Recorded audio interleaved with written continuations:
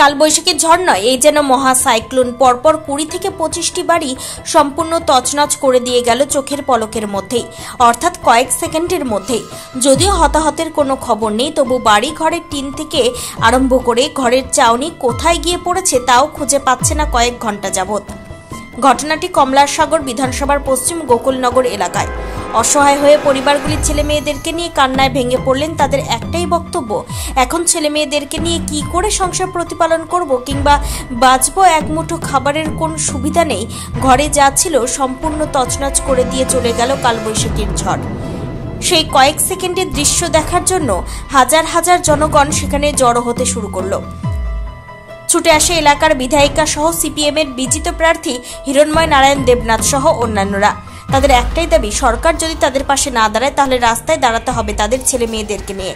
পশ্চিম গোকুলনগর এলাকার বিশ্বজিৎ সরকার, প্রসেনজিৎ সরকার, শিশু রঞ্জন সরকার, শ্রীবাস সরকার, শ্রীনাথ সরকার সহ সর্বমোট 20 থেকে 25টি বাড়ি তছনছ হয়ে গেল। রাবার বাগান থেকে আরম্ভ করে অন্যান্য গাছগুলিও ভেঙে তছনছ হয়ে গেল। যদিও সিপিএমের বিজিত প্রার্থী হিরণময় নারায়ণ দেবনাথ বর্তমান সরকারের নিকট দাবি রাখলেন তাদের পাশে দাঁড়ানোর জন্য, পাশাপাশি এরাও তাদের সাহায্যের হাত বাড়িয়ে দেবে বলে আশ্বাস দেন। কটা বলবো অনেক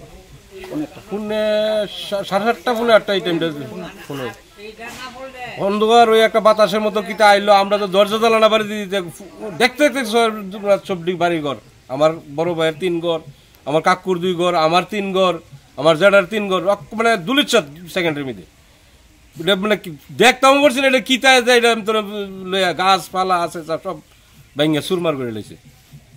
মোটামুটি ক্ষয়ক্ষতির পরিমাণ তো মোটামুটি কইলে আমার ওই 2.5 লাখ টাকা 2 ঘর খাড়া করতাম না।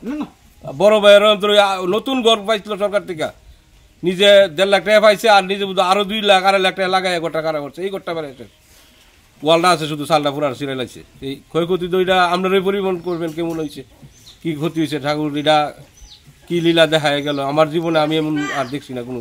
আমার কাকুর অন্তর 1 ঘর উড়ানে মিদে, আমার ভাইয়েরও 1 ঘর, আমারও 2 ঘর, 2টা চাল নাই, গাছ ভাঙিয়া পুরা চাল শেষ করে রাখছে। কি দাবি থাকবে আপনার এখন? কি দাবি, সরকার যতটুকু সাহায্য করে, আমরা তো আর এই হঠাৎ করে এই ক্ষমতা নাই, গতি খাড়া করার মতো ক্ষমতা নাই। সরকার যদি আমাদের কিছু দেয়, তুই সরকারের কাছে এই আবেদন। নষ্ট হয়েছে, আমি যা কাম কামাই করে গড়টি করছি, এটি সব আমি তো সব কামের উপরে, আমি কোনো আমার সম্পদ নাই। এই শুধু আমার বাড়ির জায়গাটা আর খেত পাথর কিছু না, সব কাম করি খাই। এই 3টা ঘর আমার নিচে, একটা গরুও চলে আসে, বড় গরু, ওটার কমরটা ভেঙে আসে মনে, গরুটা ওই না দেখছেন, লক্ষ্য করেছি। ওই সময় কোন জায়গায় আসছেন আপনি? বাড়িতে আমি এই সময় বাড়িতে গরু বান্ধি, গরু যখন বান্ধি তখন বাতাসে আমার উড়াইয়া আধা পথ লইছে, পরে আমার ফোলা করতেছে, মা তুমি গড়াইও। আমি যখন বারিন্দাটা তুলছি এমনি গড়টা আলাইছে পরে আমি দৌড় দা কোনো মতো জান্ডা লয়ে আমি গড়াইছি, নাহলে এই গড় আমার উপরে পরে, আমি গড়ের তরে পরে মরলাম। এবার ফোলা আমার ধরে রাখছে, আমরা আজা করে তুমি গড়তে বাইরে না তা ঠেললে নিছে। তখন এই গড়টা জুহি দেওয়া, ওই দেখো কই লইছে, এই গড়টা জুহি দিয়া ওখানে আলগি দিলাইছে। তখন না তো আর পরান্ডা করে না কই যাই, এইভাবে রাস্তার ধারে রয়েছি। রাবার গাছ তো বাংছে করে, এটা আমার কয়েকবার ডাহাতি, এটা দিয়ে আমি যা ফুজি করতাম, এইটা আমার সব গাছ সব করে 100%, 100-200 গাছ বাংছে। আপনার দাবি কি থাকবে এখন? হ্যাঁ, কি দাবি থাকবে আপনার? আমার দাবি এখন ঘর দুয়ার তুলনের এমন আমি সাহায্য চাইতেছি। তারপরে বাগানটার যদি আমার কিছু সাহায্য করে, মনে করেন আমি কিছু বাচ্চা গেলাম, আমার একটা ফুলা কোনো কর্ম করতে না, বেড়া হয়ে আসে, বুড়া সব কাম করে। এখন পর্যন্ত 18 বছর হাজিরা থেকে বেড়া কাম করে যাইতেছে, অন্য কামই করে। ওই ফেডার দিয়ে গেছে, গাড়ি আইসে বাস কেরিং করে দিত, কোথাছে আরে তুমি বাইত ঘর না গেলে তো হইতো না, আমার তো 4 গলদার রে। ঘটনাটা 2-2.5 মিনিটের ভিতরে কিতা হয়েছে আর কইতে পারি না। আইসে সা করে আইসে আর ফট করে সব তুলা লয়ে গেছে। আপনার কয়টা ঘর ক্ষতি হয়েছে টোটাল? 4টা। কি ক্ষতি? 4টা, ফায়ার ঘরটা 6টা, ওই ফায়ার ঘরটা সব। মানে কেমন ক্ষতি হয়েছে? ক্ষতি কিতা দেখালি তো একবারে শেষ, ধ্বংস। জোর তুফানে সব উড়াই দিয়েছে। কয়টা ঘর ক্ষতি হয়েছে আপনার টোটাল? আমার 3 ঘর ক্ষতি হয়েছে, লেফটিনও ক্ষতি হয়েছে, সব ক্ষতি হয়েছে। আমার কিচ্ছু নাই, আমার রান্নাঘরের একটা সাধারণ 1 সেলে দিয়ে রান্না করতাম, এই ঘরটাও নিচে। ওই সময় আমরা কোন যাচ্ছিলেন বাড়ি ছেড়ে নিয়ে সময় কি তো আহত আমি বাড়িতে ছিলাম, হের বাবু বাড়িতে না, কালকা বাড়িতে এসে আয়া ওই মায়ের লেগে গেছে ফুলতুলি বই কিনতো ভোরবেলা ওই 6টার দিকে। তো বাড়িতে আইতে পারছে না, আমি সব উড়াই লেছে।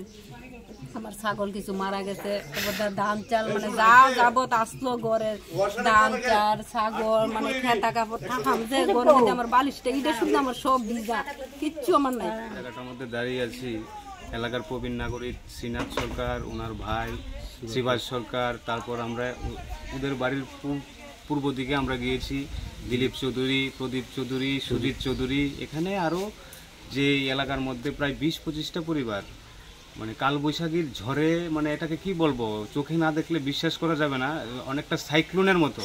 ওইখানে গিয়েছি, দিলীপ কাকু তাদের বাড়িতে একটি টিনের চাল এখন অবধি পাচ্ছে না, সকাল থেকে খোঁজাখুঁজি করছে, কোথায় নিয়েছে ভীমসহ, মানে ভীষণ তাণ্ডব, মানে প্রকৃতির এই তাণ্ডবের কাছে মানে এই যে পরিবারগুলো একেবারে নিঃস্ব হয়ে গেল। আমাদের আবেদন থাকবে, আমরা তো সরকারে নেই, যারা সরকারে আছে এই সময়ে তাদের কাছে আমরা দাবি জানাবো যে এই পরিবারগুলোর কাছে যাতে সার্বিকভাবে মানে রাজনৈতিক কোনো রং দেখে সবার পাশে যাতে দাঁড়ায়, এবং এই সময়ে গোটা এলাকার মানুষ তাদের পাশে দাঁড়াবে। আমরাও আছি, আমরাও আমরার মতো করে সাহায্য করার আমরা অবশ্যই চেষ্টা করব।